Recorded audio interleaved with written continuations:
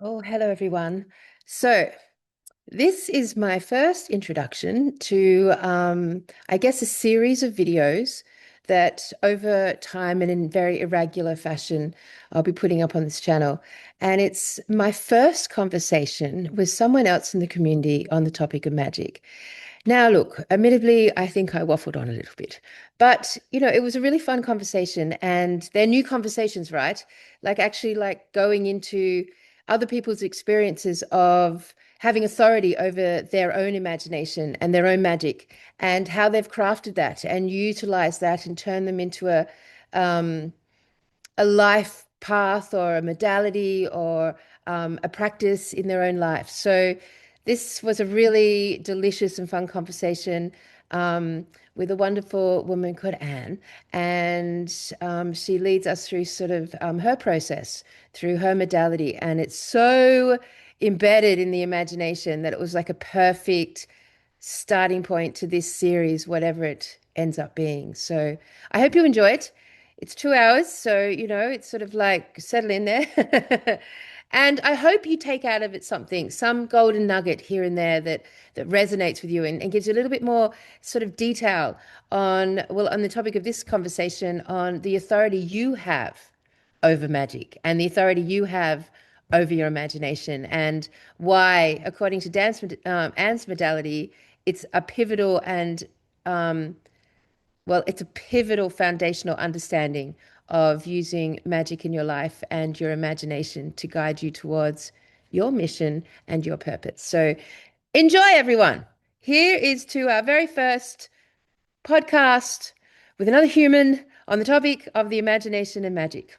Oh, but this is like a whole new sort of version of Tartaria Australia, and I'm excited to sort of like weave our way through this magical interpretation of reality via the imagination. And so I'm excited today to welcome our guest to participate in that flow with me to see how it goes. And Anne, I just want to say that I met Anne on the Get Your Frequency Together Hour, which is formerly named Get Your Shit Together Hour.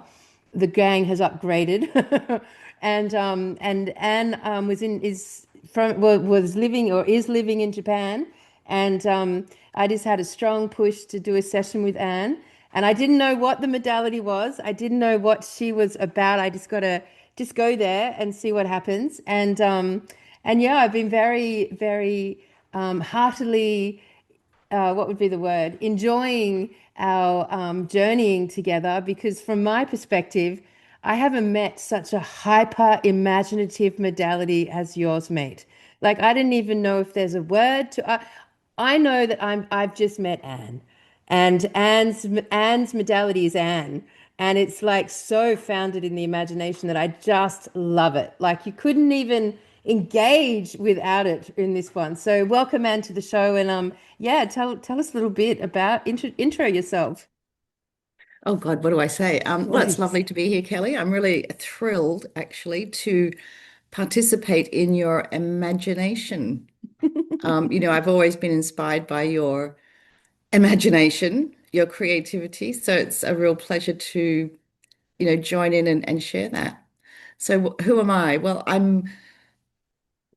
a psychic is kind of a trigger word for a lot of people. And when I tell people I'm a psychic, they go, "Oh, read me, read me." And generally, I'm like, no, because what I do is not quite what you think I do. So basically, I read DNA, and DNA is also a trigger word. What the hell is DNA? But from what we understand DNA to be, our limited understanding. So basically, I read energy fields, your source field, which includes your multidimensionality. So I'm not just looking at you, the human. And if you think that you're just a human, well, that's a part of the problem because we are multidimensional from my perspective, and we carry so much magic and authority for our skin suits, for our source fields, and the realm we incarnated into. We have authority here. We are not hopeless. We are not helpless. And we're so much more than we can even imagine. Mm. And when I do sessions, even my imagination surprises me. Mm-hmm. I go off on tangents that, well, who'd ever thought of that kind of thing. Mm-hmm. So I connect with your multidimensionality and basically, people talk about lions and dragons and unicorns and naga, the big serpent entities. Well, basically, we are the dragons. We are the unicorns. We are the rocks, the megaliths. We are the giant trees. It's us. And so I tune into that. And a lot of us have been, look at our realm. Our realm is very distorted. Our governments or leaders are very corrupt. And our lifestyle there's a lot of struggle. Mm. And there's a lot of the thoughts we think are not our own. And sometimes we know this and sometimes we don't realize it. And so we kind of take on board whatever pops into our imagination, our head.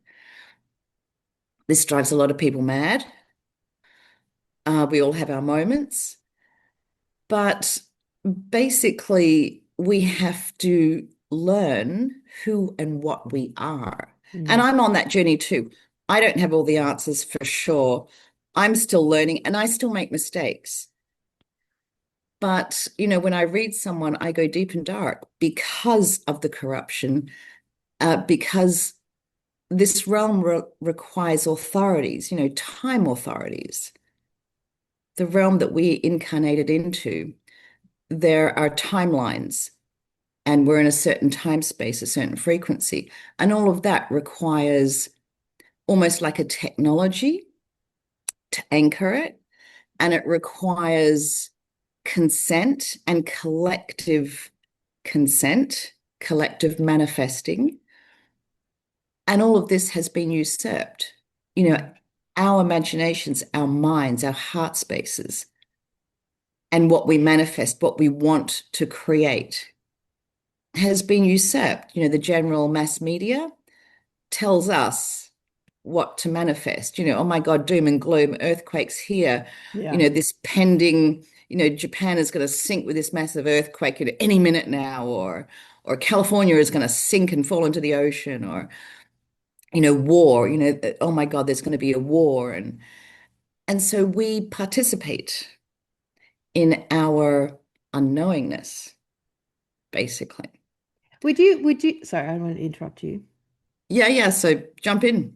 Yeah, I I mean, I could was ramble just on like, forever. yeah, no, cool. Like, because obviously, if everyone who's been watching the last couple of videos I've made, I've been really just telling my own stories, and from that basis, have been sort of, I guess, starting to communicate wisdom around the imagination. And it's sort of like so I've been doing two things simultaneously. One, I've been grounding and earthing all the concepts that we've all just allowed our imagination to be, like, I guess, used and loosed and directed in certain areas. Because whether or not we're conscious of it, once we take on board a concept that, say, for example, Japan's going to like be sunk in a great flood in the next 12 months. Once we take in a concept like that, what's taking that in is our imagination. What's taking that in is our faculty to imagine it into existence. And we've spent, like, if you've been in the truth community for many decades, like I have, trying to work out what's going on in this realm and who's behind it, you inevitably have allowed your imagination to be used in the creation of that. And so I guess where I'm like trying to tweak the channel now is to move into grounding and earthing our imagination into a way. And I love your word of, I love your word of authority, bringing authority back to the situation, because we don't often think about the words imagination and authority in the same sentence. Like, you don't normally put that together, the imagination most people would put into a very whimsical character, like characteristic of us, like that lofty, whimsical, lovely, imaginary state that we were as kids, sort of more Well, than what anything. has authority? What Mm, has authority? The government has authority. The government has authority. Our teachers have authority. Officials have authority. We don't associate authority with ourselves. We are just taxpayers. mm, We are voters. Where we give authority to others. We vote them into power. And we don't generally associate authority, ultimate authority, with ourselves because who am I? I'm just one person. I can't change anything. What I think does, I can't change anything. Well, I'm here to tell you that's so wrong. mm, mm, One person can change an entire timeline. mm-hmm, One person can collapse a negative timeline. We do a lot of things with unity consciousness, but sometimes it just takes one thought, one person with the magic and who has earned and embraced the authority. And by that, I mean you have established your authority beyond a shadow of a doubt. So nothing can step in and try and vie or for that authority because there's a lot around us that try to usurp our authority. We can have attachments, possessions. There are mimics of ourselves. There are dark versions of ourselves that try to establish dominance. And this is where it gets a bit tricky. Every morning, well, actually, several times a day, I will say out loud or think with a very fierce intent, I am the one and only original source light authority. And no possession or attachment or alter or mimic or anything has authority over that. mm. Well, I It's love me. that. I love And, that. and that frightens a lot of people because they're like, well, I don't know what I'm doing. What if I make a mistake? Yeah, I make mistakes all the time. Not all the time. Let's say often. Absolutely, I do. But I've earned a lot of time magic. We're all born or incarnate with a certain level of time magic, but the more you use and become aware of and practice and earn, you get higher levels of time magic. Well, I can go pretty much to any point in time and undo what I did. So I make a mistake and I'm like, oh, yeah, that's not good. Sometimes I will heal an evil entity. And well, a worse evil takes its place. And I'm like, okay, let's go back, undo that healing, and allow that evil to exist. And I talk to the evil and I'm like, yep, okay, we're good. I'm just going to let you go. You do your thing, no judgment, because a worse evil will take its place. So I make mistakes. We all do. Don't be afraid of making a mistake. Basically you can undo it. That's time magic. That's time travel, time magic. And that all happens in your imagination, basically. And your imagination can be hijacked. You can imagine things that aren't yours, Oh, that are not like your original thoughts. that's the And it's foundation, a I think, real of the whole truth community. I think it's a our real it's, journey. Yeah, it mm. is such a journey to discern whose thoughts you're thinking. And we all make mistakes, so don't be afraid of making mistakes. If you imagine something that sounds really good, but in the end it turns out, well, yeah, that didn't end well, go back and undo it. This is our magic. See, I love that. I love that because as I've talked very briefly, just as I've been telling my stories, that I'm in the middle of writing this book. And I feel like the book is it, like as I'm writing it, I am absolutely claiming authority over a timeline. Like I feel the energy of me like breaking down all the stories around a very specific timeline and bringing us back. Have I just lost you? You've frozen, my friend, or have I frozen? Wait, we'll have to pause. Sorry, we had a little interference there.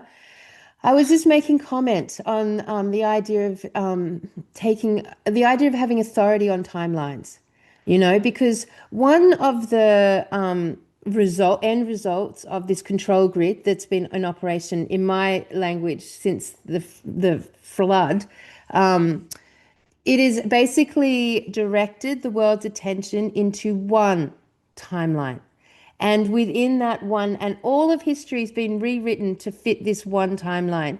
So as I start to write this book, and as I'm writing this book, I can feel myself, without even having your language just then, taking authority of the timeline that I'm communicating on. And regardless of what anyone else says, what any other book, expert, friggin' YouTuber, any other element says on the topic of the timeline that we're in, I'm completely in ignorance of it. I don't care. I'm not interested in trying to fit into it at all. I've simply stripped it out of my equation. And now I'm rewriting or writing in a timeline that for me leads us back to the elder trees. And it's a strong timeline. And so as far as understand, like I'm earthing what you're saying here, like as far as understanding what it would require to take authority of and earth a new timeline, it's such a sovereign act. It is such an act of sovereignty because, like if I finish this book and then hand it out to the world to disseminate it, it will be fucking torn apart like a fucking group of historical vultures from every fucking angle. I don't give a shit because the timeline I'm working on, God, it feels true, and it feels true, it feels strong, and it's taking the energetic and anyone who reads it to a place of humanness that I feel has absolutely been like covered in deception from the beginning of this control grid. So if that is that what you're talking about in regards to authority over timelines, let's go into that a bit because I love earthing all these concepts now. Like how does when you say something like authority over timelines, what does that mean in someone's life? What does it mean in the real world to someone, let's go there. Yeah, I think there are so many different kinds of timelines.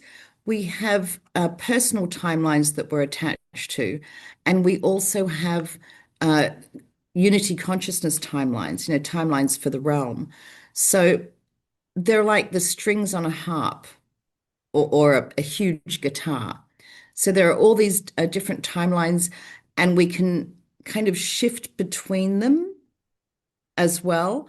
But we can also get pulled by consent or contract to timelines that are not for our highest good. They may not be negative, but they're kind of they stagnate us or they push us in a direction that's really not for our highest good. And some of them are just plain negative. And the You can know, single like the is that we get swayed when we perceive that there is an authority over us. Like when we perceive there's an expert or an authority or a blah blah blah blah blah over our idea, then that's when we can get hijacked or wobble basically. And we're really bad at that. We've really we lost that are. strength, that muscle. We are. And, as we look at the news or look at other people, and other people are having a hard time or, they're on a bad timeline and we kind of commiserate with them and we get engaged in their drama, we can shift by our empathy or sympathy to another timeline if we're not fully present with our own authority. So we can empathize and sympathize with others and their drama. But if you attach to other people's drama too much and spiral down with them, they can drag you into their timeline. So it's a balancing act of, we want to be good friends. We want to be supportive of the drama other people are going through. We don't want to be a lone ship. But it's this balancing act of acknowledging someone's in pain and spiraling and in trauma, but we loving detach perhaps from them, but still give them the support, but then we try and bring them back to a better timeline. And basically, how do we maintain the authority of our timeline? Because we all spiral, we all like get entangled in drama or something happens and we get depressed. I mean, this happens to everyone. Not one of us is immune. Not one of us runs around just skipping and is happy all the time. Well, perhaps my husband. He's this weird entity. He's always happy. Just whatever happens in his life, he's just like, yeah, well, don't care. You know, there are some people who are like that, and they always just amaze me how they can be so happy, or if they're not happy, they're kind of a neutral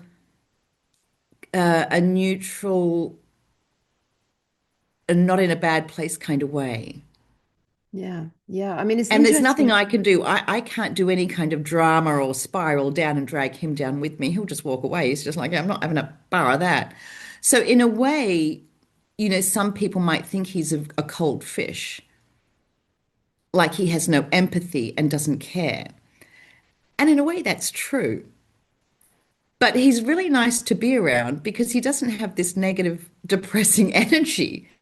And so, whenever anyone's depressed or negative or whatever, he's a nice person to send them to because he's not going to take on their negativity. And he'll kind of, that they'll kind of realize that and go, oh, well, I'll have to be happy now. So there are people like that. But, he just using him as an example, he's got very strong lion energy. And the lions, from my perspective, are our timeline guardians. And most of the old souls here, we're not just a dragon or a unicorn. We are both and more. We are the dragon, we are the unicorn. We're the cosmic turtle, which is our cosmic clock. And so, depending on how much percentage of that DNA is active in you, will depend on what authorities and magic you're wielding in that moment. And so, if you're a bad guy, and everything is energy, everything is frequency, and if you're a bad guy and you want to hijack our realm, you're going to need to hijack everyone who's got very active lion genetics for a start, because then you can hijack time. So all the lion people with lion genetics very active, they're holding the time authorities. So you just go in there and you hijack and somehow kill them, get their souls, or you somehow mind whammy them to give up their authority for time magic. And once you've got their time magic, you're kind of usurping it. And then you can control time via them. So the bad guys can't do anything without us. Hmm. They have to use us against ourselves Now, because can they I don't ask? have any authority or magic here. We do. Yeah. But they have to usurp it and hijack it in order to hijack us. Which is the psychology of the whole control grid, basically. It's words that I've used before are parasitic in nature. The mimic. It has to like so Which would is you exactly what it is. yeah, exactly. So would you go as far as saying that when you say the bad guys, I know that's just a frivolous term, General but term. yeah, when you say the bad guys as a general term, would you say that have we created the bad guys? It is our imagination that's generated the bad guys, or are they independently their own? Are they independent of us and invading us? Yeah. I don't know the truth Mm. way back when, but I do know that, I don't know where this evil came from. I don't know if on a future timeline we merged with AI and that AI became the dominant energy. And then it just started programming itself for its own survival. And then it had complete time authority. And it can go back and create Atlantis. It can go back and create our history and insert things in our timeline. I mean, with our time authority. Or did it come from something outside of our realm, which I have a feeling it did? I think there was a breach in time space. Mm, But did that happen somewhere else? So I don't know the truth, but what I do know is that there's a lot of bad guys that are us, that were captured, versions of us throughout time space, because we're packing so much authority and magic for the realm we incarnate into. mm, mm. And, Earth was kind of, our realm, I believe, was set up. It has many purposes, but I think it was set up to be a karmic resolution realm because there's a lot of trauma out there and a lot of drama. When I say out there, what is space? That's a whole other kettle of fish, but other frequencies, other dimensions. Well, out there has to be within, out there has to be us. Out there has to It's be within within. us, like sort of like when I talk It's about because within. yeah, I mean it's like I mean I don't want to get into sort of trying to decipher how or when or what because we're moving more into the realm of the truth seeking. From my perspective, it's the removal of the roots of the dominant consciousness, which are the elder trees, is what caused the imbalance. But like from the perspective of this show, just staying on the imagination, because I'm really wanting to hyperanalyze this. We have the faculty, as you say, packing a lot of magic and authority. I love that. That is the truth. I agree with that 100%. I can feel it. I just can feel the wholeness in that statement. Yeah. So within that, we have got the power that packs the ability to create the wholeness of that concept. The dark and the light, the good and the bad. I mean, and from my perspective, we fell from unity consciousness. And when we fell from unity consciousness, because of the dominance of the trees, when we fell from that, we suddenly experienced polarity, duality in our minds. This concept of light, dark, good, bad. These, and it's all in my sense, polarity is all binary. It's zeros and ones, zeros and ones, zeros and ones, which is in opposition to the nature of the imagination, which completely works out of time, absent of zeros and ones. So that's a clue for me. Unity consciousness was like founded in the wholeness of an imaginative mental state of mind.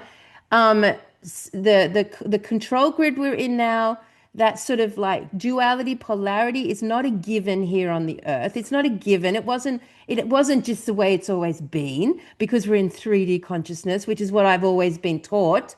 It literally was a result of the separation. And when we fell into that separation, we fell into duality. And that duality then will trigger our beautiful imaginations, which is our soul, spirit spark, into the generating of the opposite and separate from a separate version of the opposite. So, from my perspective, as we speak about the work that you do, that's sort of where I've put it. That's how I've sort of like started to understand it. That we are now held hostage by our own duality, which is a completely an internalized attitude that we've had since the fall from unity. What's your thoughts on that? Yeah, definitely. I mean, definitely our imagination, our minds, the way we perceive reality has been hijacked. And a part of that is the polarity.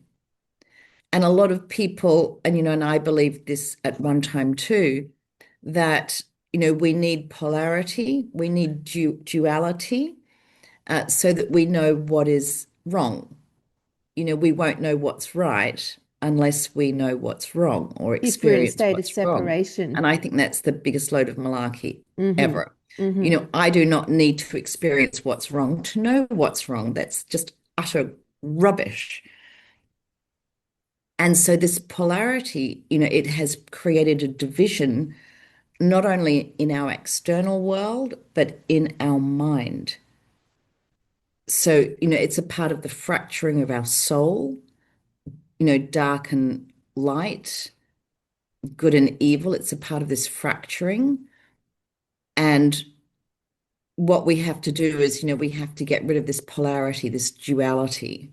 Agree. Like I feel like if you were to talk about an enemy or an invader, which is what our life shows, sort of like goes all the way through, like at the end of the day, I would now like summarize that to say it is the nature of polarization. It is the nature of bipolar. It is the nature of duality, and it is not natural to us. It is what we have put down as a control grid or an enemy or a they is simply polarization. Because with polarization, it is separation. It's separation and it's binary, separate and binary. It's not relational and whole. When you're in a unified consciousness, you're not in lack. Religion couldn't exist, for example. You couldn't get religion in a unified field because for religion to exist, it needs the enemy, it needs the other, and it needs separation, it needs duality. And so we now live in a mental Yeah, realm exactly. of dualism, which is not our nature, and it's entirely being manufactured individually by our own imaginations. Like, and when you talk about authority back, like taking authority back, to me, that would be one of the biggest things. Like when I sit down and write this book and I'm retelling a timeline, I'm retelling a completely smashing through history and our version of history, then I'm taking authority back based on my imagination and it's unified. It's a unified perception. It is not working in binary code or duality. And, that's sort of like the magic that I guess I'm exploring right now. So, thoughts on that? Yeah, but it's interesting that you're putting words to paper because, the thoughts we think can be undone, Mm, can be deleted. mm, And words on paper, I mean, well, they can be deleted through time travel, but if we're really owning and focusing on our timeline with our time authority, they can't be. And so words on paper carry a weight and an impact and an authority that is not impossible, but it's difficult to change. So you are driven to write this book. And what you're doing is you're questioning reality and you're using your imagination to offer a different perspective on the nature of reality. And whether you're right or wrong, it doesn't matter. yeah, I know it's The totally fact that irrelevant, right? it's irrelevant because the Totally. fact that you are questioning that is already breaking the matrix. And that's why all these truthers, it's a movement that is breaking reality. And, whether they're right or wrong, and whether I'm right or wrong, it really doesn't matter in some ways because we're breaking reality. We're questioning it, and that's breaking the hold that the things that usurped our unity consciousness, we're breaking that contract. Yeah, I mean, So sorry. it's a good thing, we're on our way. We're on our way. Once we've broken those codes that have hijacked our manifesting and our deceptions, once and we're breaking that. And some people are at the beginning of their journey and they're just diving into the conspiracy theories. And that was a part of my journey, back in the 80s. And so that's a part of, the beginning of the journey is waking up to conspiracy theories. And then you start questioning the nature of reality. And then you start going into UFOs and aliens. And then you might start questioning what is space. And then you might start going inside. Mm, It's all within. mm, It's all this process from my perspective. And so we are breaking the usurping of our consciousness and the hijacking of our consciousness. We're breaking it just by questioning. And mm. having things written down in black and white is even more powerful. Sometimes I've told this story several times. Sometimes I have to unite two assholes, you know, in other dimensions. They're fighting and they forgot who they are and they're actually brothers or, whatever. And so I'm like thinking, okay, I need to unite you. I give you uniting energy, and I see in my mind's eye the word untie, which is an anagram of unite. So something is trying to twist my thoughts. And then I'll speak it out loud. No, not untie, unite, unite. And it's still flipping back to untie. Then I have to get out a pen and write it on a piece of paper. And that's it. And once it's written down, so the fact that you're really driven to write this book, to put your words into black and white, even if you just print it out and it's just for you, or whether you publish it, or even if you publish it online, that's still carrying a weight that is putting your perception of reality, your awakening into the unified field. And which is great. And everyone should do this. Right or wrong, it all adds a weight. I mean, that's the thing, right? That's what we have to move through as schizoed out culture. Like there literally is no right and wrong because that is binary code. That is zeros and ones. That it doesn't actually exist. And we as a human race have come from a unified perspective. So for us, it really is an alien thing. It's a really alien thing that there's right and wrong, good and bad, light and dark. That is an alien concept to our unified perspective. It's computer language, it's AI language. So, if you like it really, like I've really just simplified, artificial intelligence down to zeros and ones, and human intelligence down to relational. Everything affects everything else. It's all relational, and within doing that, it's very simple now for me to understand it. Like when I take it back to my own countenance, my own being, it's like it's difficult to do it perfectly because our minds now have this incessant chatter going on. And it's like the Oh, chatter the in chatter. absence of a unified telepathic grid. When you come from a culture where you can sense all that's going on around you telepathically and including all living forms of life, and there's no space if something moved to have a thought that was harmful to something else, then the unified field would perceive that as suffering.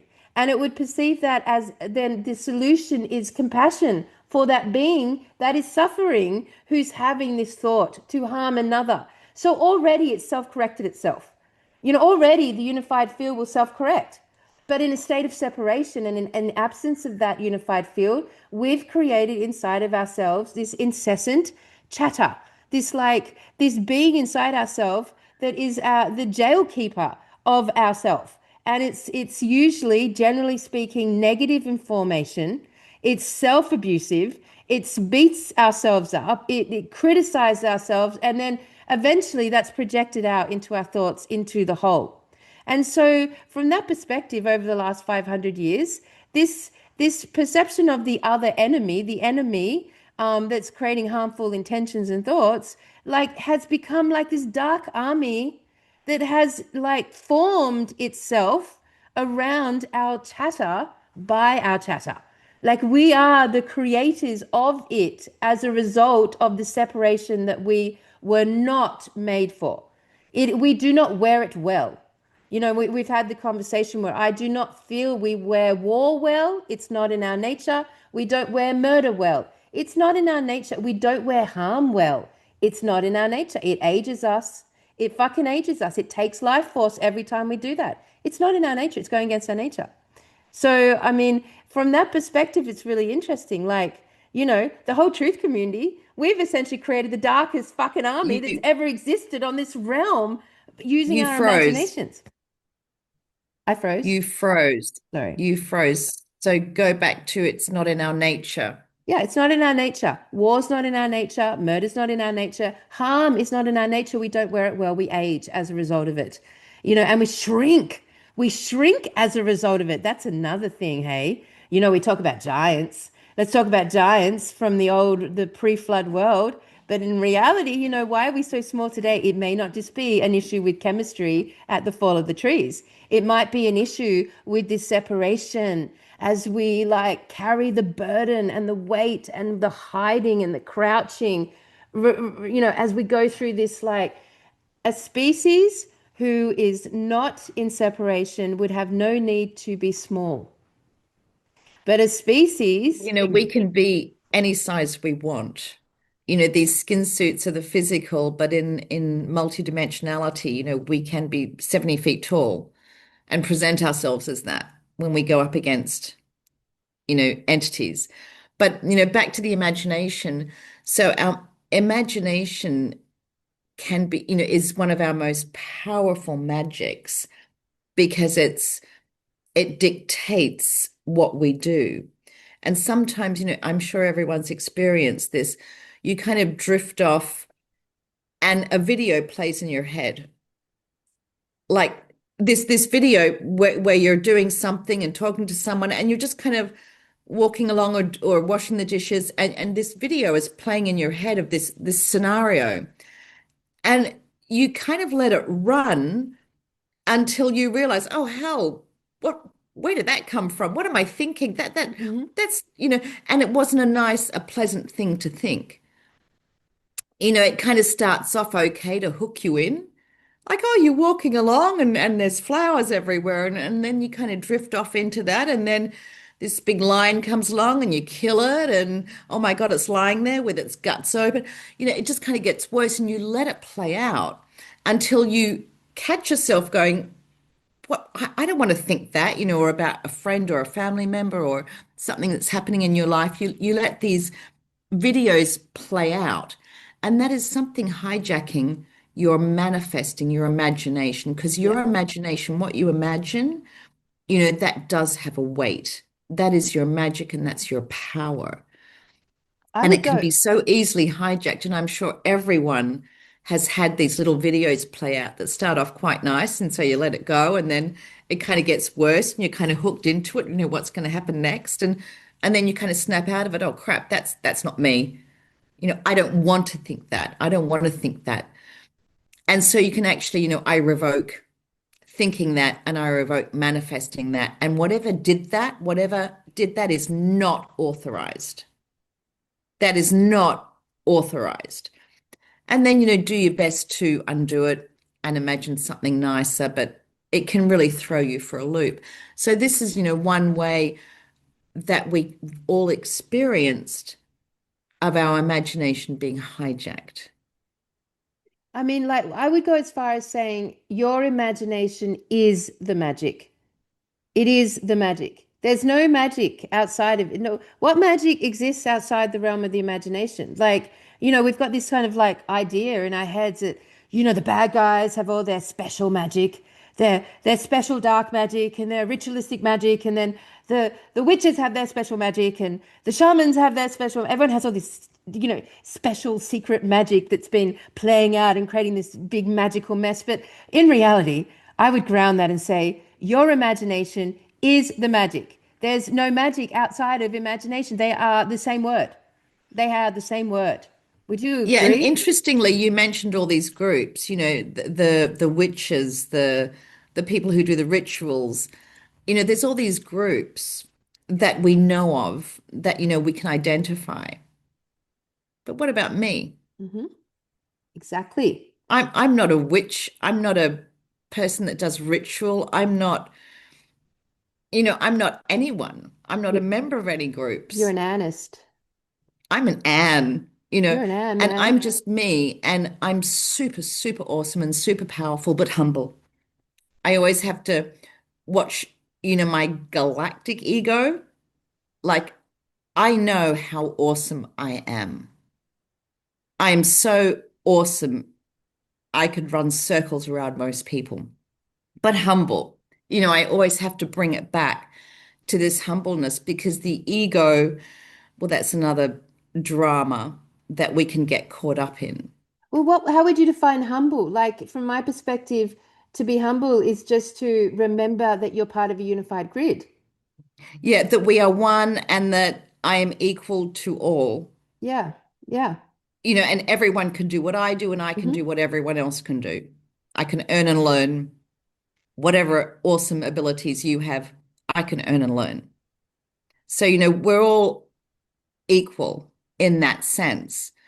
But, when I go up against some bad guys, they're trying to really outdo me. And I'm just like, yeah, we're equal, but I'm better because my light and everything I have, I earned, and it can't be taken away because I earned it. It's my original light. And what you're presenting is stolen light. You've got stolen genetics, you've got stolen magics, and therefore, I'm going to have that back, thanks. Because I can, because you're in my game, and in my game, you cannot operate on usurped and stolen and hijacked light. So they're the mimic. So They're that's the a, mimic. And so I can take that back, and I have every right to, and I have the backing of the universe I to love do that. that. So let And me so this is how I go up against the dark, and they can be seemingly more powerful than me, but it's stolen light. Reality, I'll have that back, thanks. see, I love that because it feels very simple. To translate that very simply to everyone listening is that you, as the original authority, which you are, Yeah. using your imagination, which is the magic, which it is, you surpass authority across every aspect of this reality because you are the original creator. So everything that appears to be of the dark or having authority over you is a false premise that your dualistic and bipolar mind has given into it being a dominant, powerful force. But they are all mimics. It is all mimicry. It's all parasitic in nature, which means there is nothing on this realm that is more authorized than you Oh, to, but I have to tell you, these mimics, they're good. yeah, for sure. They're good. I mean, discernment is such a journey, and I still make mistakes, not often, but I can be tricked, not often. But discernment, discerning these entities, these angels flapping about, my guides, your guides, versions of you, versions of me, um, versions of entities that come in and want to trade with me. It is such a journey to discern what they are, who they are, and their true agenda. And some psychics run around going, "Oh, the bad guys, they can't lie to us. They're not allowed to lie to us." Gotta be kidding me. They lie all the time. Because the lie Oh, is the I'm an mimic. angel. I'm an angel. Are you really? Yes, I'm really an angel. And they are. They are an angel. But you're asking the wrong question. Is your light authorized or have you stolen it? And then there's silence. They can lie to you, trust me. I get lied to all the time by entities, and it is only through persistence and resilience that I get to the bottom of things. But they lie all the time. So, yeah, it's within, and talking about the imagination, I want to get back to that. I think you might like this one. So, it really is, as you say, the imagination is our magic. Yeah. And part of my journey, I wasn't born psychic. I always wanted to be psychic. I always wanted to channel those big busty Pleiadians in spandex, back in the day. Woohoo. I wanted to, that was my dream. So I started off this journey attached to a lot of false light entities, a lot of crap. Um, I learned the hard way, and I got very attacked and compromised, and so I would use crystals and rituals and magic tricks and all sorts of stuff. Geometries, a lot of stuff I would use to protect myself. And one by one, they were all taken away from me. All my crystals started talking to me, like not in a good way. They all got hijacked and compromised. Um, everything was taken from me. So at the end of the day, all I had was my consciousness, my imagination. That's all I had. I couldn't use any magic pyramid or piece of orgonite or magic wand or, you know, I had nothing, nothing. All I had was my imagination, my consciousness, Would you go as far as saying that consciousness is the imagination? They are not separate not variables. They separate. are it. So when we say consciousness, we're talking about imagination. And when you say imagination, you're talking about consciousness. I don't know, consciousness might be more of a technology for me, but the Technology. imagination is the magic. But there's, a lot of people don't like me, when I say our skin suits are a technology, a lot of people don't like that. But for me, that's how I see it. We have chakras, which are energy centers, which are a technology. Um, our consciousness, which is linked to the aurora borealis, and australis, that the aurora is as our dreamtime technology. And the earth grid is a technology. The megaliths on it are a technology. So for me, I do see technology which is organic and natural. And it's a word that a lot of people don't like, but I don't know another word to use. It's a technology. Our consciousness is a technology, it's a tech. But our imagination, I guess, might be a technology, but the imagination for me is something, it's our core being.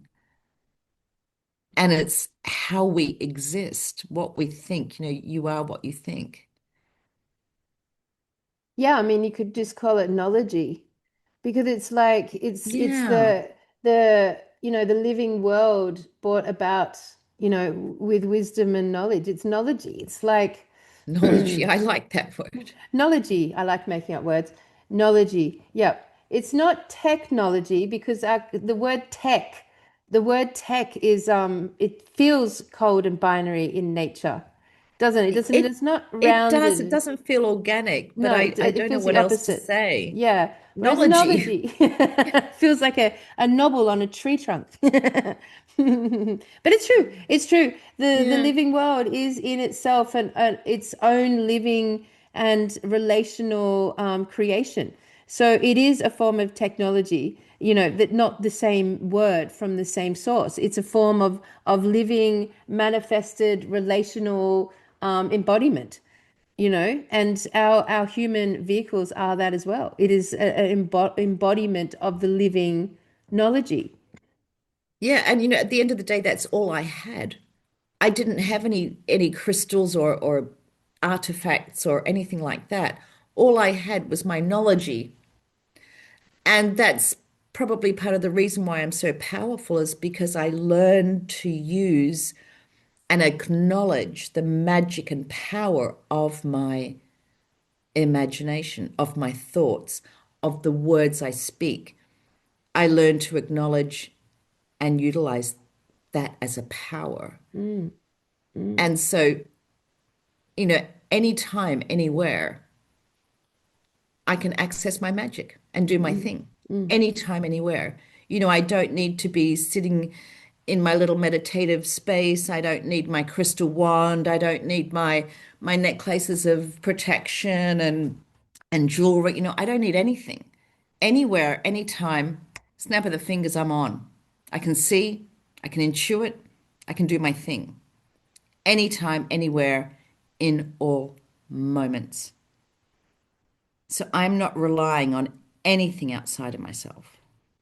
Do you think that this idea of the Mandela effect, do you think that the Mandela effect is a result of the bipolar nature of our own use of our imagination? Do you think that they like the last since Mandela effect kind of really came into like really started, it was sort of like, it really kind of got big around the whole 2019, 2020 years onwards. It really started to get big. Which is also Mm. the time that our imaginations really bipolared out. Like we really got bipolar as a truth community. We really did, have this. sense of imagining the savior and the sense of imagining the enemy, and we're fixated on both, and like at war with both. And in the middle of that, we got this idea of the Mandela effect coming in to the mix, which was a schism in timelines, basically. Would you say that the Mandela effect was a result of the extremity we took our imaginations into a bipolar field? I don't know about that. For me, these Mandela effects were created by us reclaiming our time authority. People were waking up and they were questioning.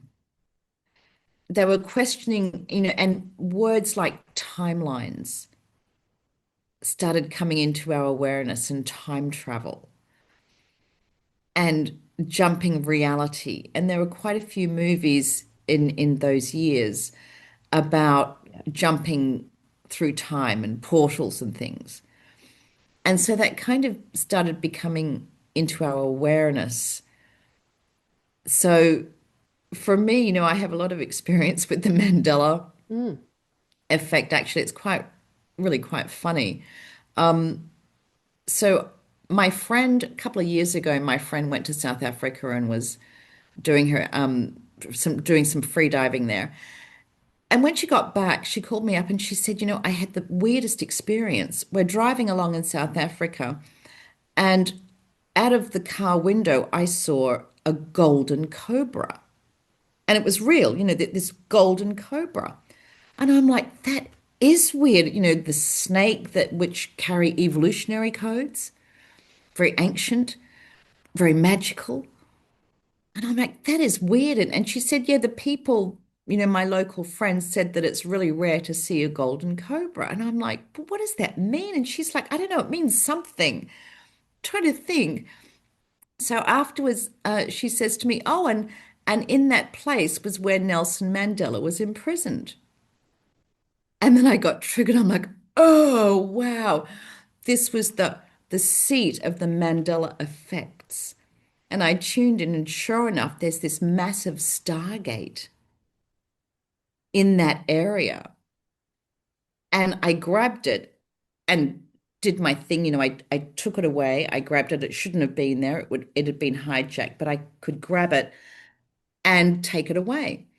And then over the next couple of days, I found all these other stargates around the world. Somehow I tuned into their frequencies, and they were popping up everywhere, all over the realm. But it was the same stargate.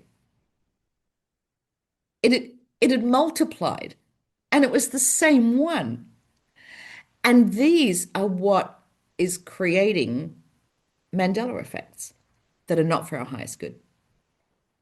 So for me, Mandela effects can be good or bad, can be negative or positive.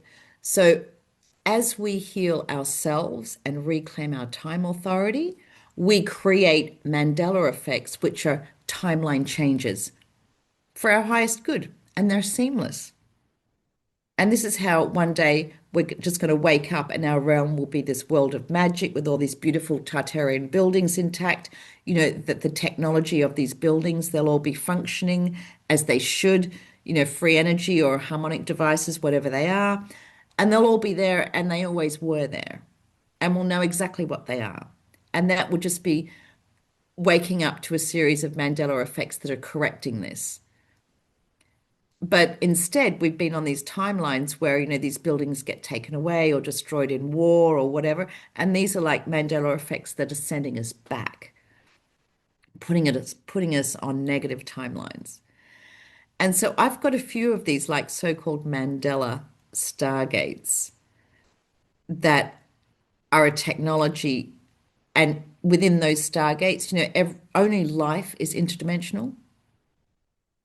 Only life can be interdimensional. Therefore, these portals and stargates must have genetics, DNA in them to make them interdimensional.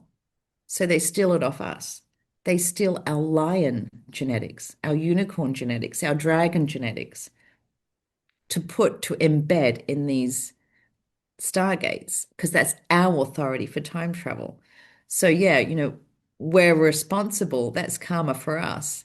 If your genetics are in one of these usurped and stolen stargates, you're responsible for creating negative Mandela effects that are sending us back in time. And just with your imagination, with this awareness, if you're aware that this happens now, your higher self is like, uh-huh, uh-huh, okay, got it. So now in your dream time, you can go hunting for your genetics, your lion genetics, it's Lion's Gate, why not start with that one, that have been usurped and stolen. And where are they? And your higher self kind of can track it. Your higher self can do a lot with your awareness and command. Yeah, all right. Let's go back to that concept. So let's like really make this very earthed and grounded for anyone listening to this show, like everyone's very, a big yes to the to getting back into the magic as an antidote from the last, couple of decades. I'm sort of like deciphering it from a perspective of being bipolar now and not like experiencing the holistic unified version of ourselves. And I think the closest version we have of that is the imagination because it's lofty and it doesn't operate in time and it doesn't operate in space and it certainly doesn't operate therefore in duality because you can't have it without time and space as part of the equation. Um, so let's like, I mean, like I get a lot of positive comments about the stories. Everyone's just like, oh, relief, relief, relief, yay, yay. And I'm like, I know it feels delightful. But then I still get quite a lot of emails from people just, especially here in Australia, like just exhausted by what's happening in Australia. So I'm wondering if we were to take Australia and it's like the version that's playing out right now with this oppressive, tax fixated government of ours that's just wanting to crush the Australian into this like terrible state of independent, broke, horrible, unfair, all this stuff, right? If we were to take someone sitting in that energy and thus sitting in Australia in that energy, how would we empower the authority we have within us and our imagination to literally make a change there? Let's talk about that. Let's just go somewhere, Yeah, so for people that don't know, Australia is really on this taxing everything agenda. mm, They're bringing in taxes for just, waking up in the morning. yep. You could You just get stand taxed. there still for a month and just to see how many taxes you would attract. Like Yeah, you'd be in debt by 10 grand by just standing there. yep, yep. And it's this weird agenda. It is weird. It's kind of weird because it's so overwhelming Mm, and so in your face. hmm And interestingly, Lionsgate, which is August 8, it peaks August 8. It's 2026. And for the past couple of weeks, what I've been working on, doing my bit, I've been working on reclaiming these timelines that were suppressed. And these timelines that were suppressed were filled with abundance energy. Like I have never seen so much abundance that was all locked into these timelines. So if anyone's having any hand problems, a lot of people I've met recently have had these hand issues or wrist issues. You've probably got a version of yourself or your lion energies have been usurped and stolen to hold and suppress these timelines. So release them. mm. And that's doing your bit. And I'm guessing a lot of your listeners, are big game players, ancient souls. And so a lot of people might, just have a release, just have the intent, if I am suppressing timelines as required for my highest good alone in true divine time, I release these timelines and reclaim that authority because something obviously usurped it to suppress these abundance timelines. And so that's what's surfacing in Australia at the moment is this agenda to tax just the air we breathe. Mm. And all I've been working on is releasing these abundance timelines. And for me, these two are linked. What can we do? Well, I wouldn't have the intent to go up against Australia and, delete all tax because you don't want to be going up against predators. Basically, there's a lot of predatorial energies that protect billionaires and abundance and wealth. A lot of areas like mines and stuff, they have massive predators that are protecting that for the bad guys. These predators sometimes are not even human. They're using our genetics to genetically engineer a big monster that protects it. And you really don't want to be going up against that.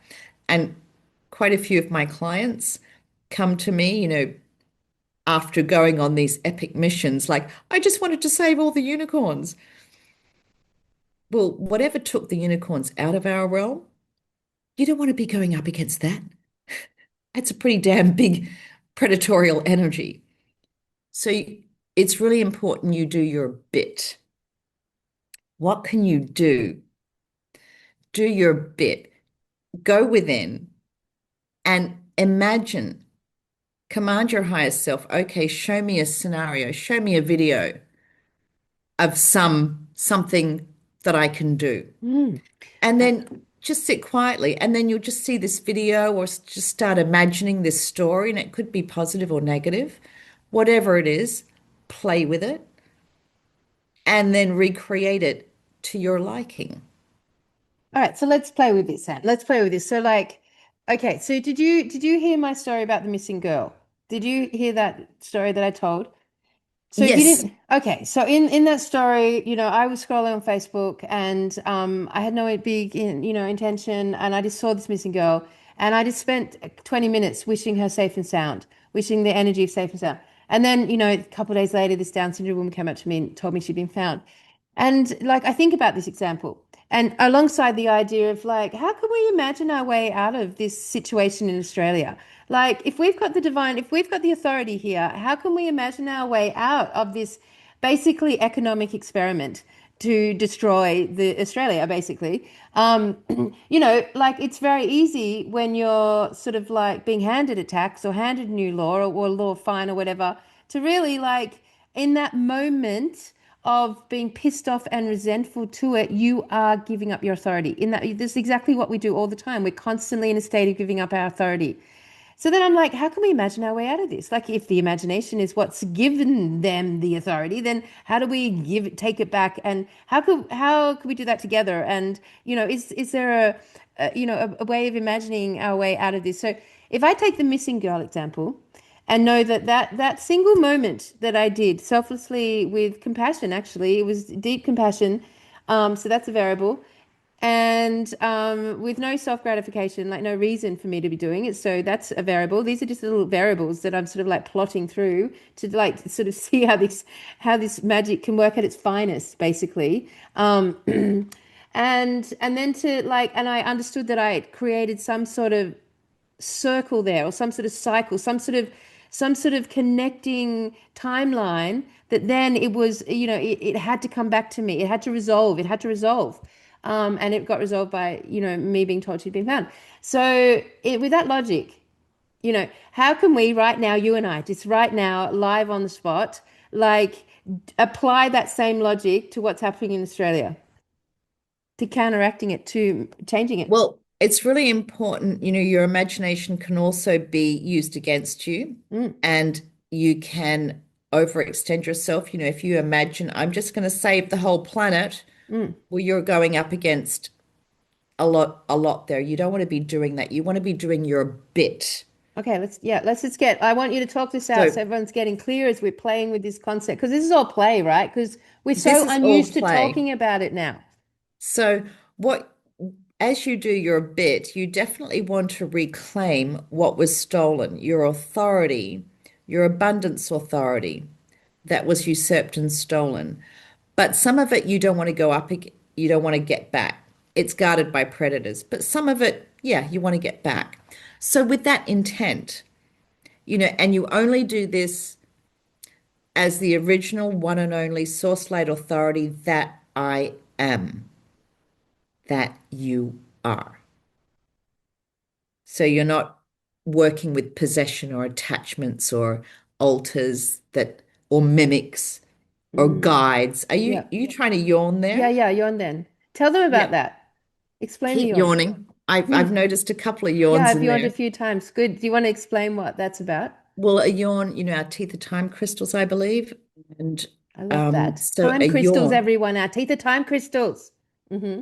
a yawn indicates a timeline correction. Hmm. Do all yawns indicate that? Yes. From my perspective, yes. And often I just need to sit next to someone and not even say anything, and they'll start yawning. And yawns are contagious because the people we're around, we're entangled with. The universe brings us together with the people we need to be Yeah. with. Yeah. And so, that's why yawns are contagious. And so a yawn is a timeline correction and it is a good thing. And it means the healing is locked in to your timeline. I know. Yeah, absolutely. All right, so just to go back to So so basically, for the abundance, for the Australian tax thing. So don't focus on the specifics. Don't focus on the tax. so we've Don't focus on the literal tax. What you're focusing on is the abundance authority and your time magic. You want a timeline where everyone is wealthy, everyone is abundance. There is no lack. There is none of that. And so you've got dark expressions, and these might be genetically engineered entities. They might be, some kind of dark fallen expression of yourself who has awesome abundance authority and fame authority and time authority. And so, as applicable for my highest good alone in true divine time, I'm going to reclaim those usurped, weaponized, abused, stolen, corrupt authorities. am I correct in understanding, Anne, that actually it's not about going up against the Australian government or up against whatever is behind the Australian. It's actually just about if each one of us just reclaimed the aspects of ourselves Of that are yourself. maintaining what's happening in Australia, we would inevitably change the timeline or weaken the power that the if we reclaim our authority on the topic, then we are removing Well, it from Kelly, their authority. you don't Yes. have authority to reclaim my stuff for me. No, no, only And ourselves. I certainly don't give anyone authority to do shit for me, Yeah, for you know, sure. because that's an entanglement. So you want to heal, you want to, fix this bloody taxation drama that's happening in Australia. Well, whose authority are they using? They're using yours Yep, and they're using mine ours. and, Yep, absolutely. hundreds and thousands of other humans' Yep. authorities, because there is no, to make war. You need authority. You can't go into a realm and create war. You need authority. You need authority for murder. You need authority for the land that you're doing it on. You need authority from the land guardians to create a battle on that site. You need all sorts of authorities. So where do they get that from? You and me. And it Now makes you just sense do that, your bit because yeah, no one okay, has yep. authority to reclaim from me. And I don't have authority to reclaim for others unless they enter my source field. Unless, if something attacks me, like a piece part of Kelly will attack me, like it did before this podcast. And this normally happens because whatever's surrounding you or attached to you, it's afraid of me because it knows I'll see it. It knows I'll see it. It knows what I'm capable of, and it's afraid of me. So I have a protocol where, before a podcast or an interview or a session, anything from the client that enters my field, I can remedy resolve because it's my game, my rules, and my reality. You enter my game, baby, on it. You don't want to be healed. You don't want to be me to reclaim. You stay away from me. You stay away from my source field. But they're too stupid and dumb and in a panic. They jump in.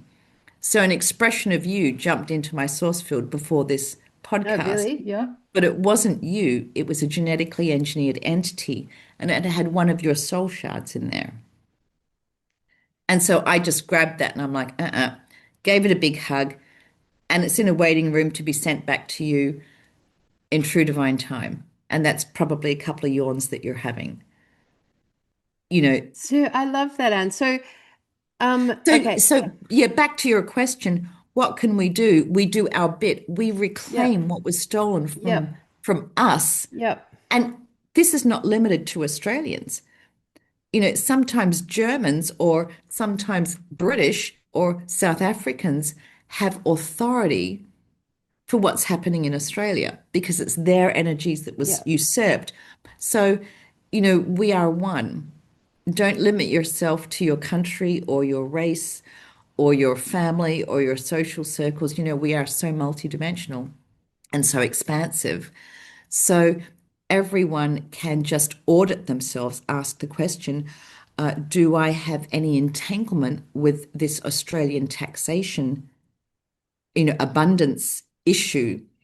And if any of my authorities and magics are being used and abused and usurped for this, well, I reclaim them as applicable for my highest good alone in true divine time. I Because love sometimes that. it's not in your best interest to go after something, but in true divine time. So it might be next week or next year, you'll give a yawn for some really weird reason. You don't know what it is. And it's for what you did today. Love that because in this realm, there's no time. And All time is one. yeah, all time is unified. So I'm going to ask Anne to if she would be willing to write down these statements, these points of authority, and bringing back the authority, so I can put them down under this video, so people can, do this. I mean, Yep. and I'm all, because I'm in the thick of this book and how I'm like figuring it out. I keep wanting to revert back to the concepts, and one of them is the big fall from what happens to the human being when we go from a unified field to a field of separation, to have that sort of fall, that sort of experience, and then to kind of like, and that sort of experience would create such a shift in our ability to perceive reality, and suddenly we would be feeling alone for the first time ever in our entire comprehension of our timelines. And that would be a massive fall. We talk about a fall. That would be like, it would just suddenly, I can't even imagine what it would be like to go from being connected to all and all beings and all living things, and that complete belongingness, and um where Yeah. where And where then the unified feels like air. It's not like, it's not some independent thought we're having. There's no independent thought in as much as there's no other in our brain to suddenly like move into this era of separation. And then alongside that, the trauma, which would have created amnesia, like, variables so powerfully. I mean, how could you not experience amnesia if you go from a unified field down to suddenly a single individual? The shift would be so dramatic. And in that is when this like giving our authority away would have begun. So if we looked at like when this could have comprehended, if we ground the concept, the survivors of the post flood, 500 years is where I'm putting it, ago. And suddenly at that point, we have we have this thing that we are constantly, for the first time ever, in our trauma, shock, and complete alienation to what we're experiencing, is giving away our authority, and it never stopped. it's even worse than that. From Let's make my it worse then. perspective, it's even worse than that from my Mm. perspective. So there are timeline wars that have been fought over the fall of our realm. Yeah, so that would have to have happened. That would have had to have happened at the fall of the realm. So when the There trees were is cut. no fall of the realm. Yep. It has So happened multiple times on multiple timelines, and the good guys and bad guys, we keep leapfrogging back in time to make sure it didn't happen. And then the bad guys using our authorities leapfrog back behind us and make sure it did happen. And then we leapfrog back and make sure it didn't happen.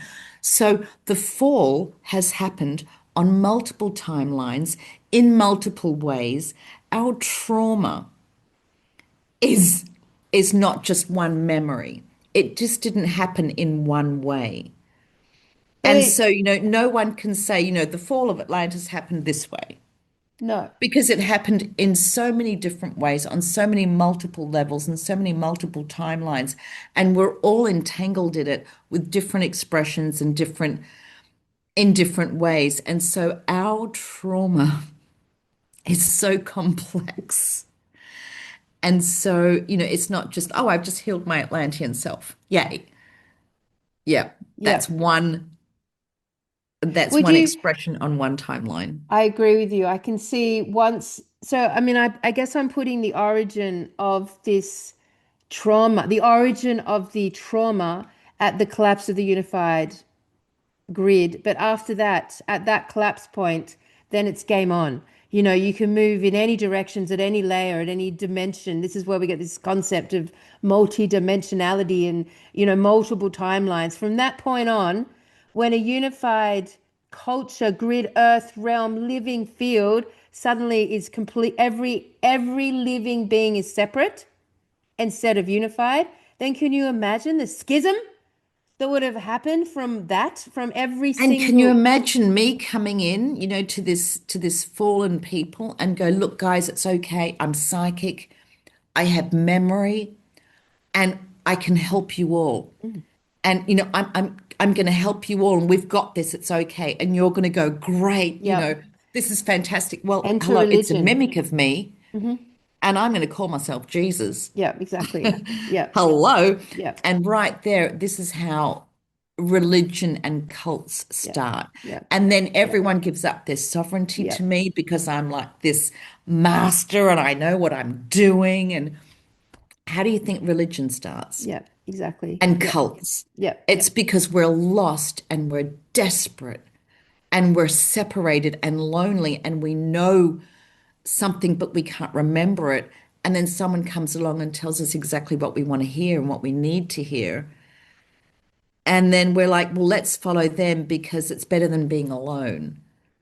yeah. Because the heart And of so the this is wound how, is not belonging. Because when you fall from unification, of course, you don't belong anywhere after that.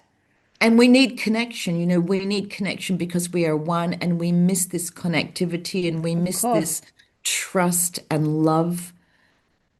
And, we will do anything, we'll give up a lot of sovereignty to have that. Yeah, yeah. And So it's quite a also, journey. enter the family structure after a unified field collapse, because that would completely change as well. And of course, you give up so much of your authority to your parents, so much.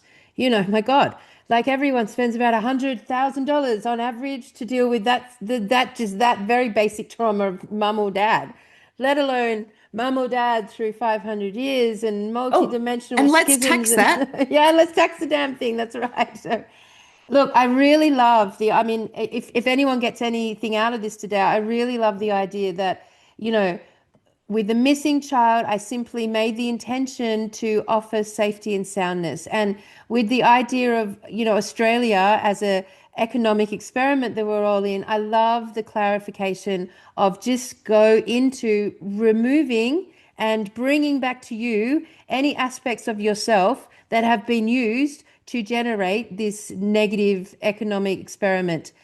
Only as applicable for your highest good in As true divine applicable for your time. highest good. This I is love really that. key because you Yep. don't want to jump in and go gung ho and get everything back.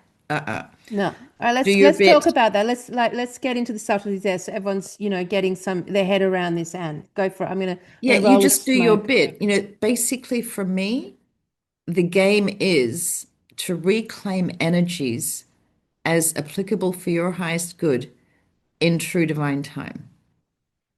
That's So it. so give me And, sorry, go on.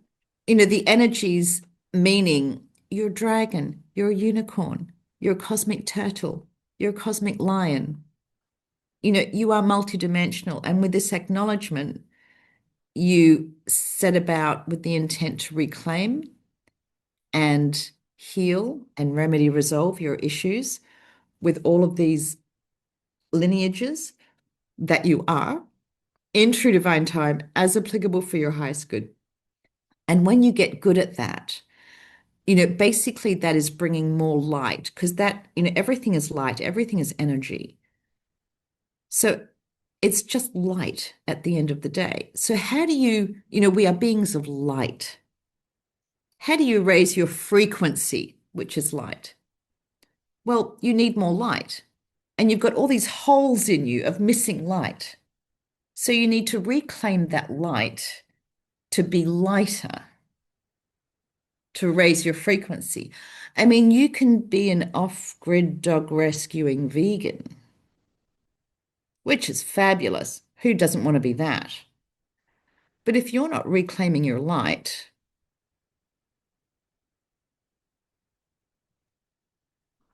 you won't be light.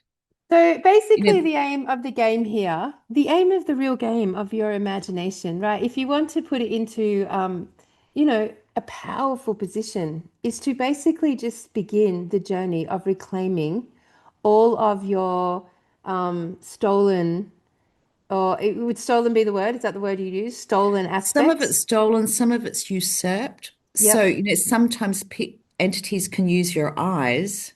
Our eyes are really magical. Some people have the ability to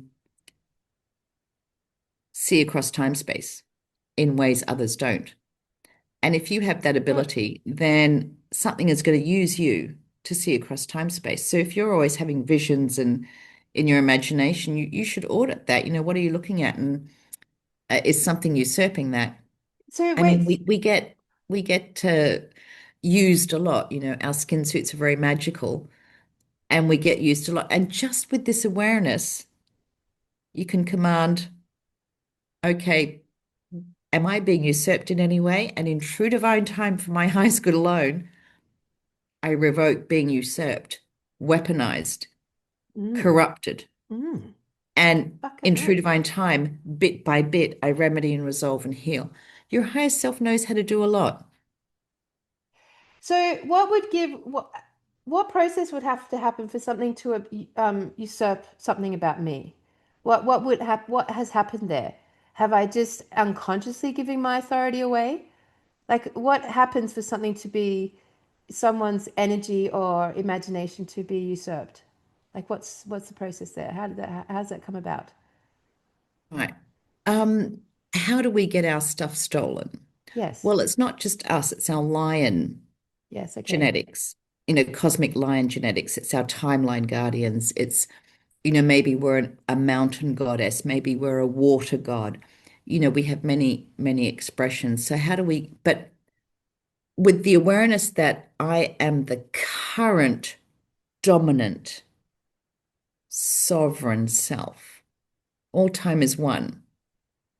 So who's the boss? My past life, my ancient Roman general, whatever, my future awesome self.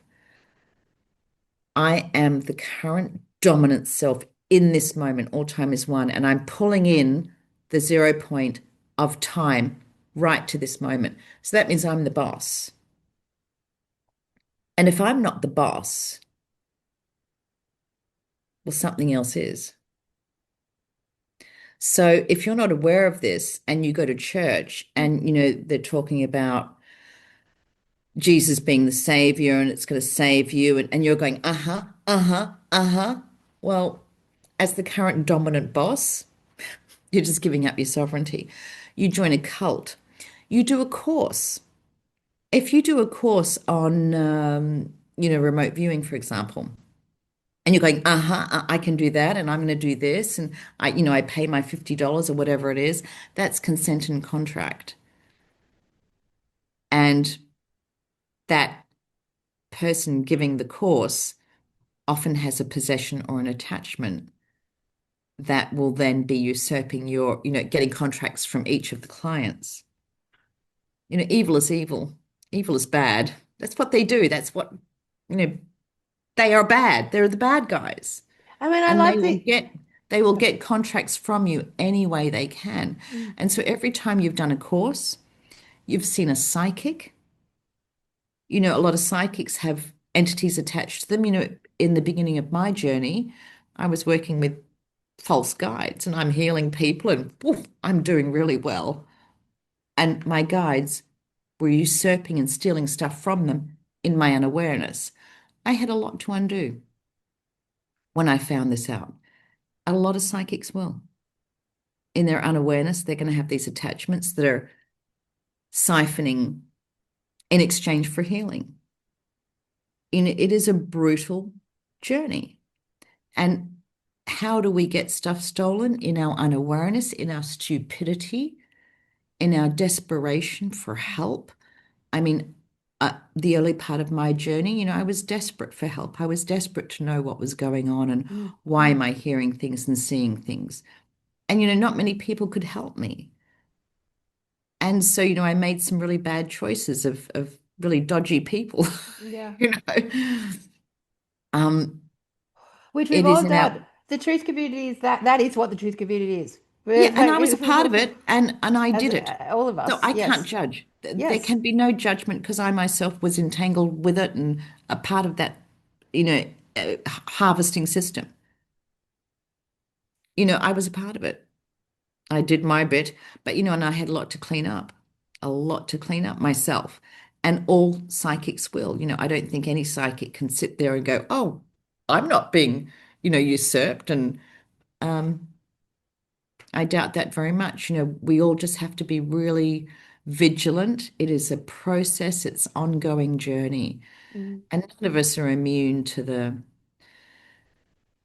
dark forces that are us, that are us. But the more we Because wake we up are, with that's, this I mean, intent, yes, we are the dark forces as much as we're the light forces. That's like yeah, one and give them thing. a big hug. Yes, I like that. We have to hug our way through this. Yeah. Exactly what I did with the missing girl. I didn't linger on the fact there was a bad guy that had stolen this child and she was in a terrible danger. I didn't linger on that.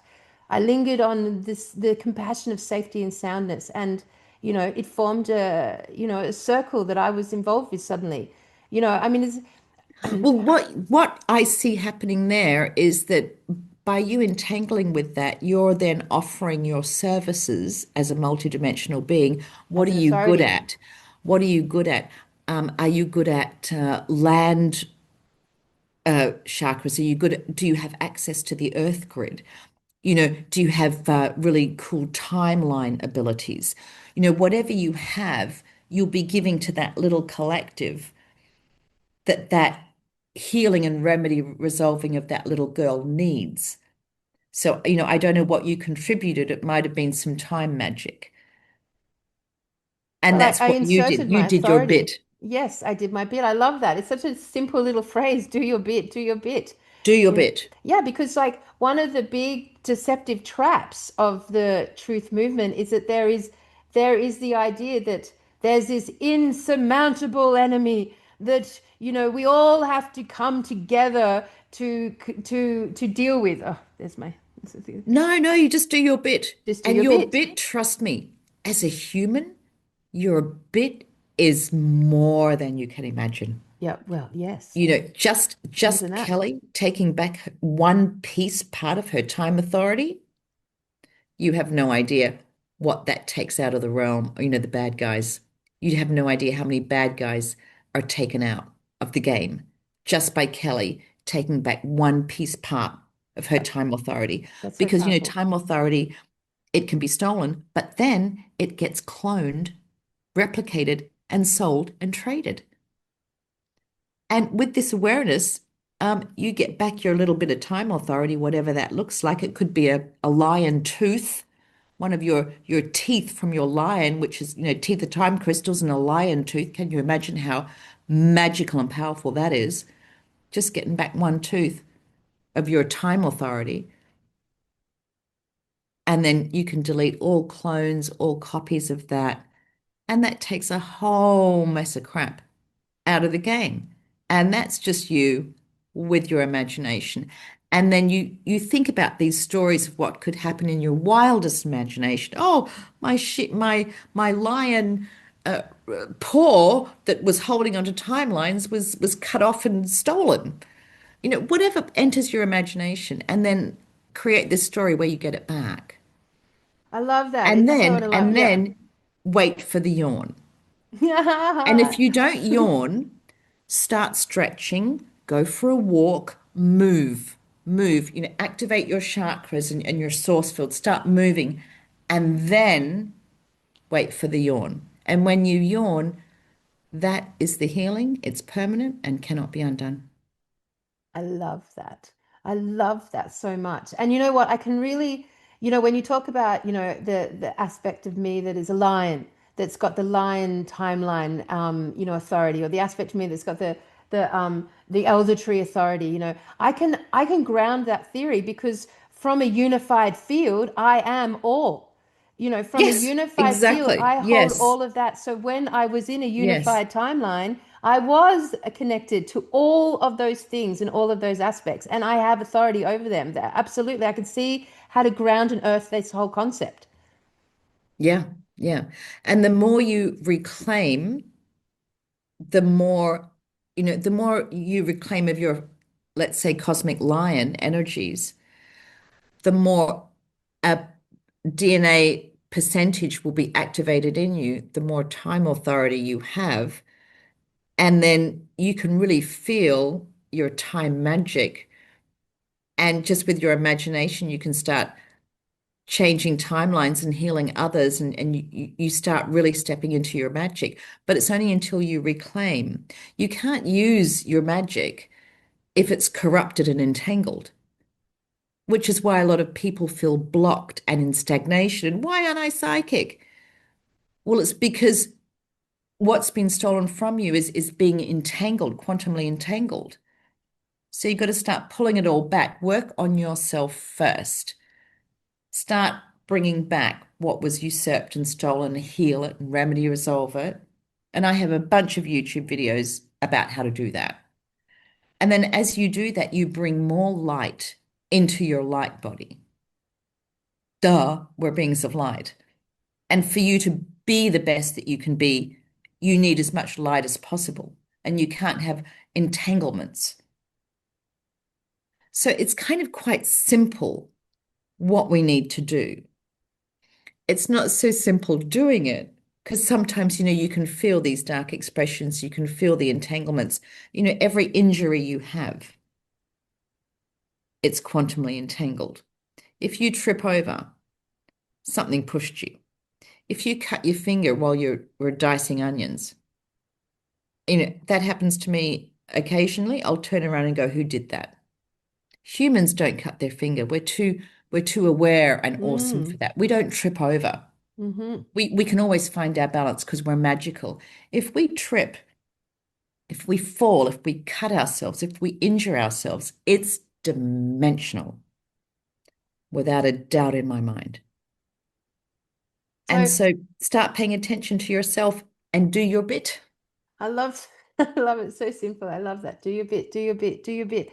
Um, so would it be a fair exercise? So if I like at night, I always go to sleep and I always make an effort to imagine something.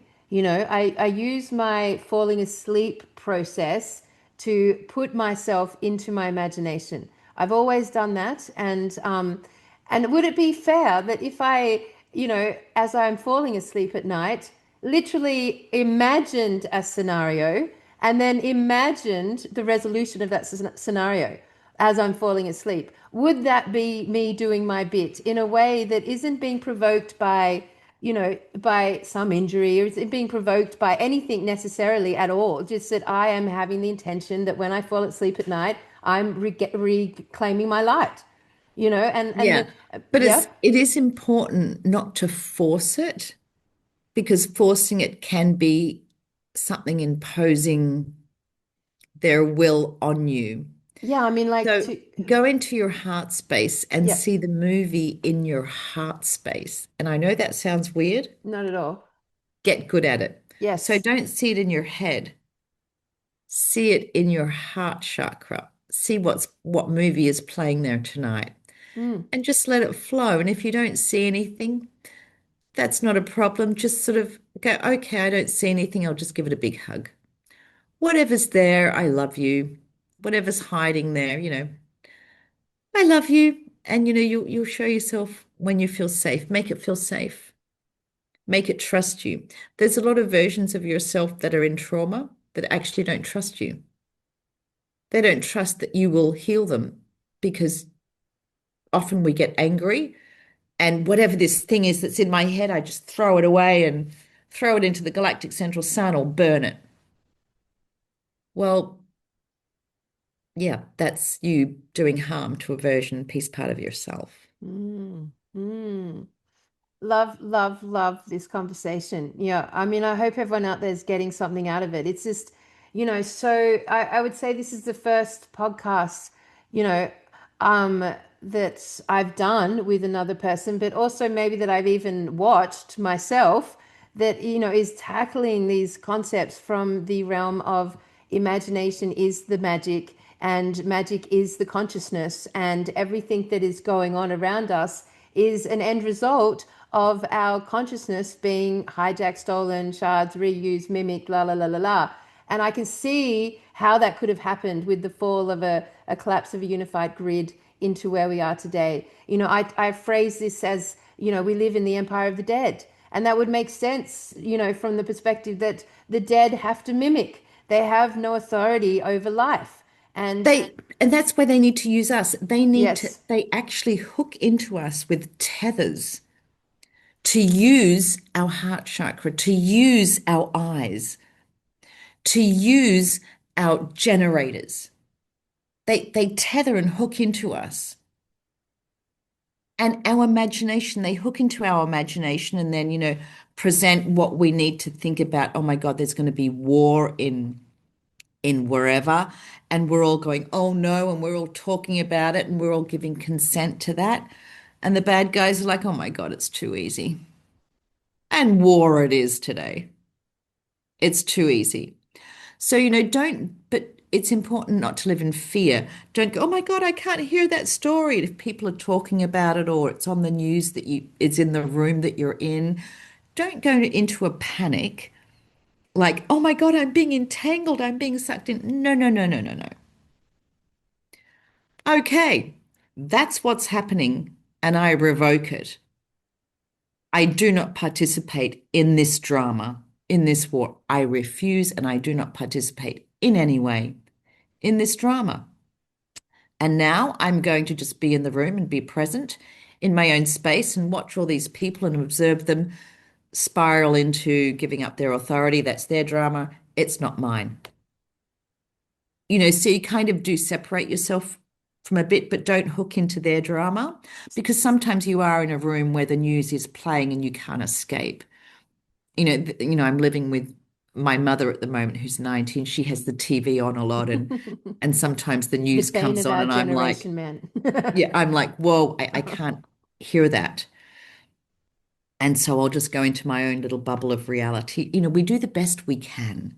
But Anne, isn't it fair to say that, like, as one aspect of this is to become the ultimate observer in your life? Because, like, and that to me would be ultimate authority as an ultimate observer, because in being the observer, you can go through your day and there's plenty of things that trip you up, that trigger you, that invoke something in you negative, agitated, frustrated, whatever.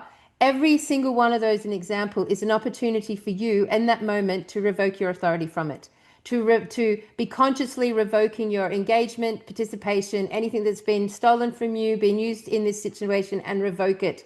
So, like, we literally have, dozens of times every day where our life itself will give us the examples of where we're entangled in things, that we could then in that moment consciously revoke it. So if like the censors people turn up tomorrow and I've burnt the censors and it's already been put in the fireplace, but if they come and there's a moment where they're knocking on the door and I have to have this conversation and that's going to be a moment, then in that moment I have the opportunity to revoke all aspects of myself that are involved in this concept of the senses. So, like, if you walk through your day in that way, it's like it's an amazing way to look at your day and what's ahead of you, because your day, your reality is going to show you where you are entangled. Is it a fair logic to say that where we get triggered, tripped up, triggered, frustrated, irritated, agitated, pissed off, any of those constant scenarios, we are somehow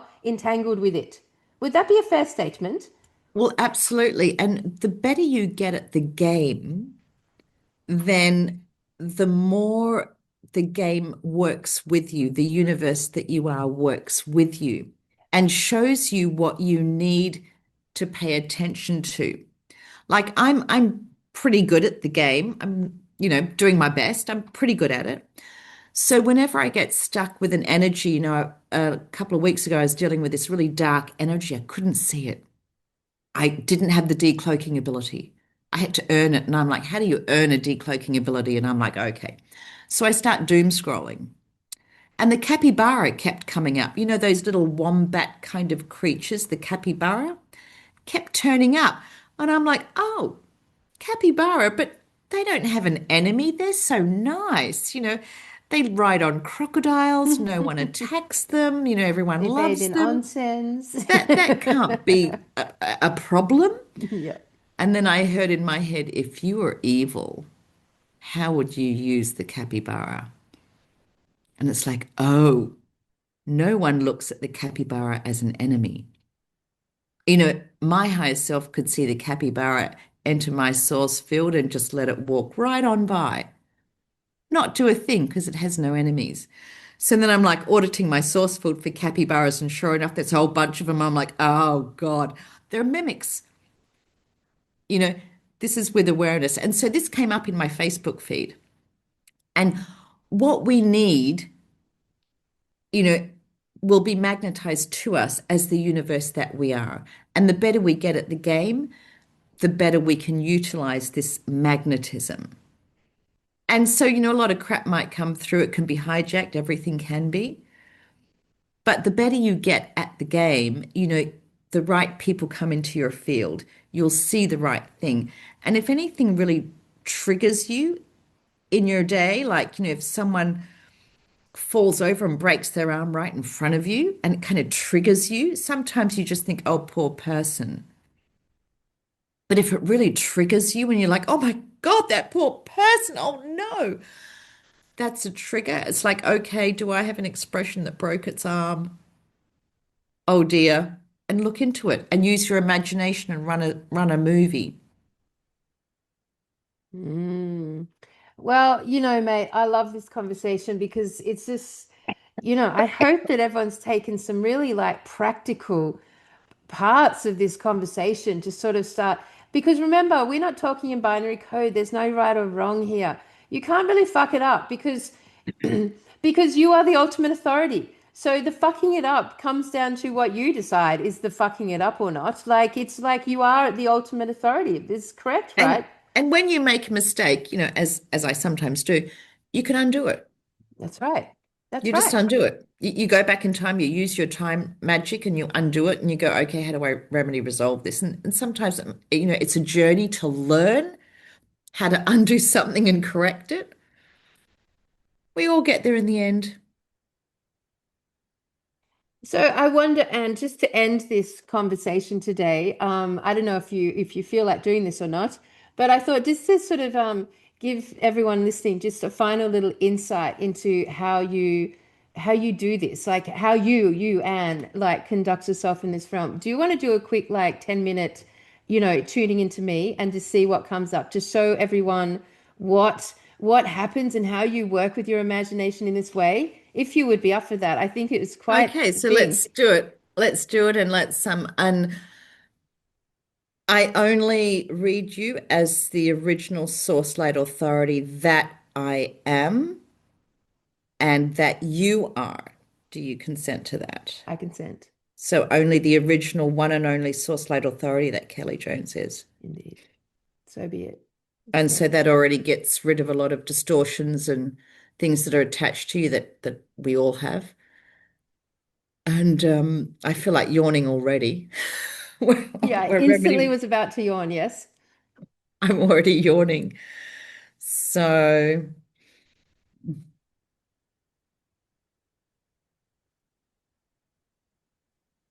oh, wow, this is kind of interesting. So, talking about timelines, what I'm reading with you is that you have spider, cosmic spider energy. this beautiful energy that is being totally usurped and stolen, and you have issues. There you go. And let them flow, let these yawns flow. You have issues with the cosmic spider. I think a while ago you got angry and what did you do? Callie, you used your etheric fire and actually burned the crap out of a whole bunch of spider eggs. Do you combat use etheric fire? Do you ever think of etheric I fire? do not, not consciously.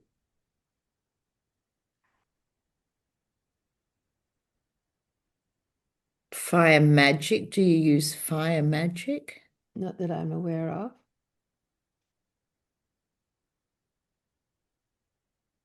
I spend a lot of time around fires, though. I love fires. Okay, so I think something is using your something, there's a piece part of you that, when you sit by a fire, it then kills with fire. And this piece part of you is creating more trauma for you. It's killing people. These spider eggs, they were your eggs, your spider, beautiful cosmic spider. And somehow they were burned. I'm a fire snake. Okay, you want to start reclaiming. Uh, do you now revoke all abuse, corruption, usurping, distortion, weaponization, betrayal of fire snake I do. I and cosmic spider, do. including webbing, including eggs, including breeding and cloning, all only as applicable for your highest good alone in true divine time? I do. Okay. This is How did more that? yawning than I've done on both, like with you before. It's good. Yep. So there you go. So that was just reclaiming some of your spider energies, and these eggs were abused and destroyed by a piece part of you that didn't have authority to do that, that was using the fire to burn them. And then it was part of your cosmic snake, the fire snake, which is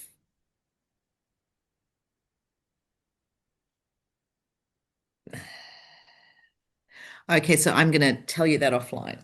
Oh, Some really cool yeah. stuff with your fire snake. Sure, Yep. no worries.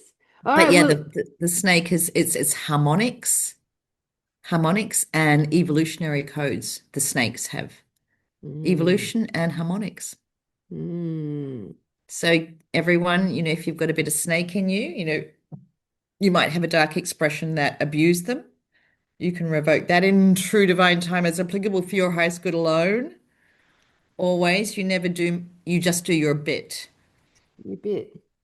Do your bit. And when you get good at doing your bit, then you can do a bit more. But you don't want to do a bit more until you can do your bit and you're good at doing your bit. You've got to get good at stuff. You've got to master stuff first. And don't go gung ho that, because I did. I got very entangled being gung ho. Yeah. Okay. Okay. So, Yes. would it be fair to say for the old truthers in the room, if you're still scrolling and checking it out and observing what's happening out there in the world of truthing, um, that you could observe what posts you like naturally stop at. Which ones you stop at, which ones you bother to read, which ones you want to watch. The ones that make you stop and put your attention on it is probably one in that moment you could revoke your authority from. Yeah. What triggers you, basically? Yep. What triggers you or what is repeated? You just see it over and over and over again. Yep. Something's trying to get your attention. Or And can you also add in what triggers your attention? yes, Yep. what Okay. triggers you? Yep. Yep. So that could just be something that you're just like drawn to wanting to read or drawn to wanting to watch out of all the other things. Yeah. And if you're not psychic and if you don't know how to self-muscle test and you really don't know how to tune in from a place of oneness, as applicable for my high school alone in True Divine Time, I operate from a place of oneness. It doesn't matter who or what you are, we are one. And I'm operating from a place of oneness with unconditional love, unconditional forgiveness, and no judgment. And no energy is abandoned. And then some big breaths, very slow, deep breaths. And you need these breaths because you're physical and you need to start activating and spinning these vortexes of energy in your source field. If you're just sitting stagnant doing this, nothing's moving. You Mm, need to breathe, you need to mm. stretch, you need to move from a place of oneness. And then go for a stretch, a walk, and It's then see what true. happens. It's true, everyone. I get a lot of people who comment on the fact that I'm always nodding my head and moving around this podcast. But I mean, I agree. The movement is that's life Yeah, flowing. yeah. And we need to move, you need to move a lot.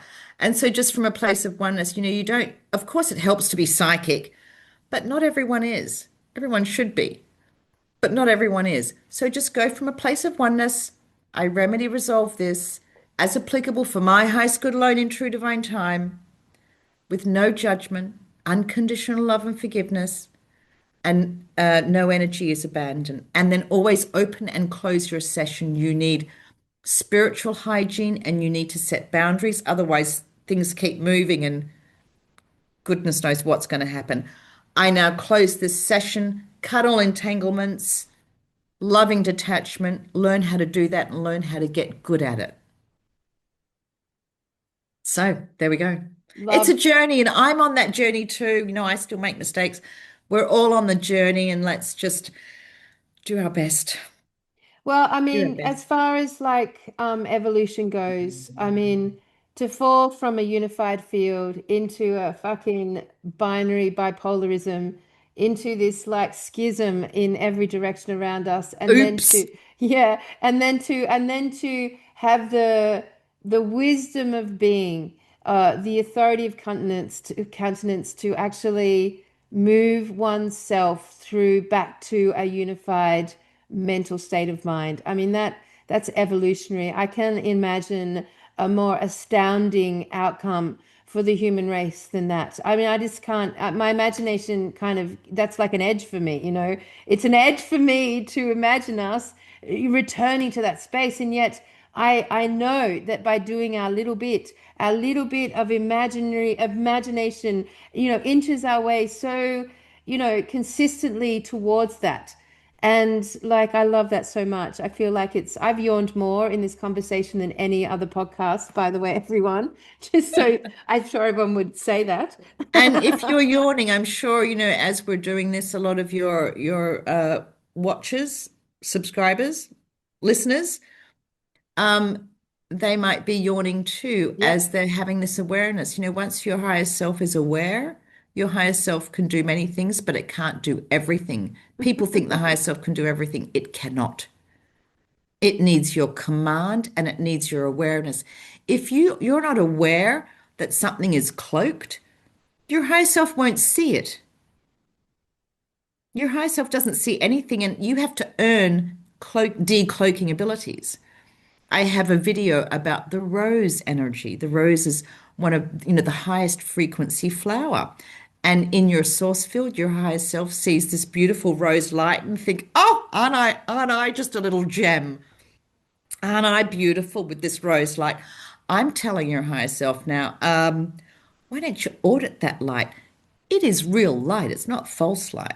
It's real light, but it is being usurped and it's stolen. So now your higher self is like, okay, is that authorized light? Is that stolen? Is that usurped? Yes, what is it hiding? I'm telling you, a whole bunch of contracts. Burn them all. Even if your higher self is going, oh, but that contract is for my highest good. I'm telling you, just burn it all. And if it's for your highest good, you can make that contract again. as the original source light authority only, the one and only. And so, sorry, did I just do the thumbs up Which is thing? perfect. I love using that for this. Um, and so this is how you can decloak, and there are so many decloaking abilities that you will need, and you can't rely on a psychic to decloak for you because I don't have every decloaking ability, and not many psychics you know have earned decloaking abilities. Some of them have, some of them are innate, we have naturally, but it's up to you to earn as many decloaking abilities as you can, and it's a journey and a process because you have to be responsible for your own source field. Unless you're incredibly wealthy and just want to pay a psychic to do it all for you, There's couldn't an pay me authority enough. that, You isn't couldn't there? pay me enough to Yeah. to do that for someone. No, no, no.